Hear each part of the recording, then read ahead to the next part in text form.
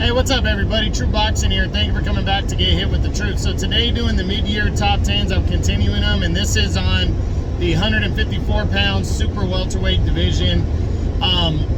Just going to go over, again, none of these top 10s are official to the end of the year, but it's basically for the moment. What's going on now, what happened in the first half of the year 2022, and we'll see what these guys do heading into the second half of the year 2022. Nobody dropped out of the top 10. I believe this is the first division where nobody officially dropped out, but we had some guys move around, so let's take a look and see what how everything went in this year so far. So we start with the first. We now have a three-way tie for the 9th position. I had a hard time picking,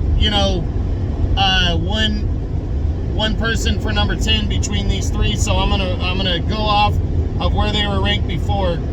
And first tied for 9th, moving up one spot for number 10, is former champion Patrick Teixeira. And Teixeira, he hasn't fought this year. He hasn't fought since Brian Castano beat him in February of last year, but he finally is going to get the desired showdown that he wants with Magomed Kurbanov. Kurbanov is, trying to, get himself into title contention. He's undefeated, and he's taking on Teixeira, who's a former champ. This is a big fight for both guys. It could be a big bounce-back fight for Teixeira following the loss to Castano last year. It could be his way of getting back into the mix of things. So July 9th, actually this weekend coming up, he's going to lock horns with Kurbanov. And to be honest, I think he is going to defeat Kurbanov, but I do think it could go either way. So it should be a good fight. Again, that's Saturday, July 9th, Teixeira versus Kurbanov. Now, also tied for 9th, dropping 2 spots from number 7, is Sergio Garcia, the contender right now. Sergio Garcia dropped because he lost a second consecutive fight in April when he took on Tony Harrison, the former world champion. They squared off, and Garcia went in there and he fought hard, but he just could not. He could not secure. He fought hard, but he really just got outboxed against Tony Harrison. It was the second consecutive loss. He lost a close decision to Fundora back in, I believe, December of last year. So he would normally drop out after a one-sided fight, but the fact that Fundora increased his rating, you could argue that Garcia was maybe overlooking Tony Harrison coming into the fight, and Harrison was able to dominate him and outbox him. So I don't really know where he's going to go forward. He's not ranked in any of the governing bodies, but hopefully we see him back before the end of the year, but I wouldn't be surprised if he takes the rest of the year off.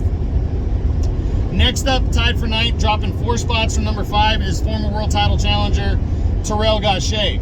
Gashe, like I said, came in number 5. He took on Tim Tszyu in March, and he scored a knockdown earlier in the fight on Tszyu, but he just couldn't keep up with Tim Tszyu and his aggressive style. He tried.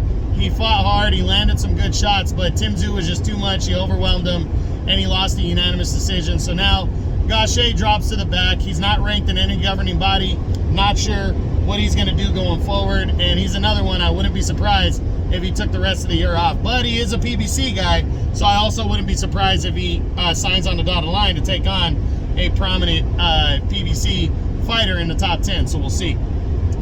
Number 8, moving up one spot from number 9, is former champion Liam Smith. Smith, on April 30th, took on veteran former 2-division champion Jesse Vargas in a fight that's a year in the making, and he went and just completely, Vargas fought hard, but it just wasn't enough. And 154, in my opinion, against a career super welterweight in Liam Smith was too much for Jesse. Smith just pressed Jesse, kept coming forward, beat him up, and scored a 10th round TKO impressively. That was a big win right there. Smith is ranked number 2 in the WBO right now, but he is knocking on the door of possibly moving up to middleweight and taking on Chris Eubank Jr. in a big domestic rivalry there. So I really think there's a good possibility that happens, and the veteran Smith could be moving out of the 154-pound division if he goes against Chris Eubank.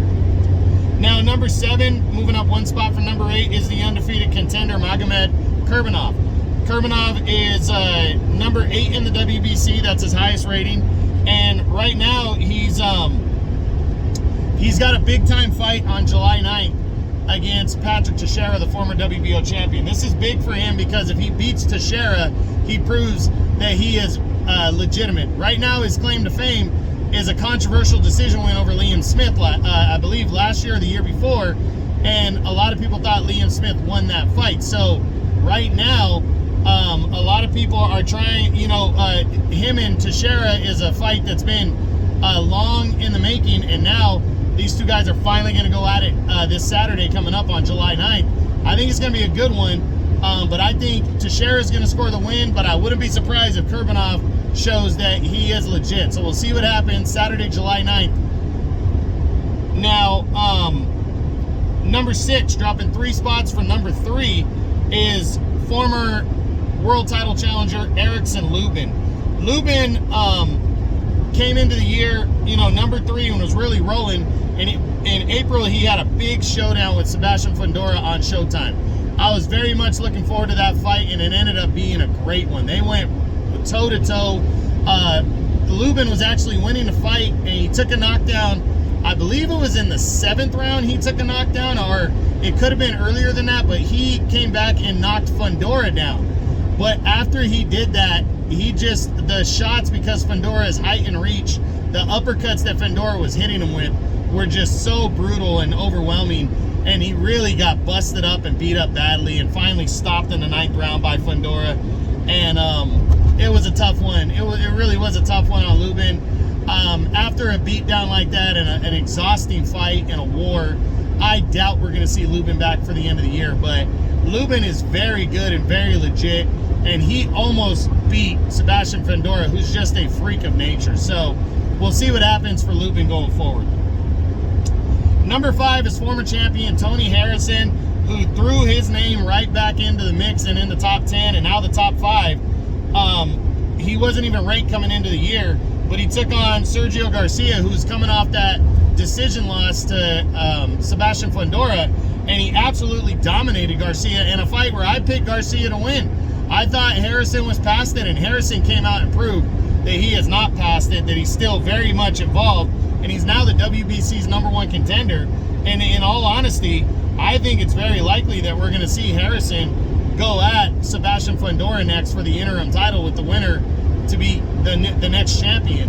Or they're going to strip Charlo potentially next, if because he's not fighting Fundora. I don't know if the WBC is going to allow him to hold on to the belt, but if they do, then I still think it's going to be Fundora and Harrison for the interim title. It makes sense. They're both PBC guys. They both have a common opponent in Sergio Garcia, and it really makes a lot of sense. So we'll see what happens, but that's my prediction. And if Harrison fights Fundora, I think Harrison's going to get beat. But you know what? He was fearless against Garcia, and he defeated Garcia way more convincingly than Fundora did. So styles makes fights, and we'll see what happens. Number 4 is the undefeated contender Tim Tszyu. He came in number 4, so he remains there. He took on Tyrell Gashe in March and got a less than impressive performance and decision victory. I think it was convincing, and I have no doubt about that, but I think people just wanted more. But people got to understand, Tyrell Gashe is an awkward fighter. He doesn't make anybody look good in all his losses. Lara didn't look good when he defeated Gashe. Eriksen Lubin didn't look good when he defeated Gashe. So it's hard to really look good. And Tim Tszyu, outside of the knockdown early in the fight, he really dominated the action from there and outworked, Gashe, and got a clean 12-round unanimous decision. But now, Tszyu, for all intents and purposes, is going to cash in on his mandatory status as the WBO's #1 contender, and it looks like he's going to be fighting Jermell Charlo for the undisputed super welterweight title at 154 in the second half of the year. And if he does, I think he's going to lose to Charlo. I think his style is tailor-made for Charlo, but the opportunity is what matters, and he's going to get, I believe he's going to get it. So we'll see what happens, but it looks like Tszyu is fighting for the undisputed title against Jermell Charlo next. We'll see. Now, number 3 is the undefeated WBC interim champion, Sebastian Fundora. He moves up 3 spots from number 6.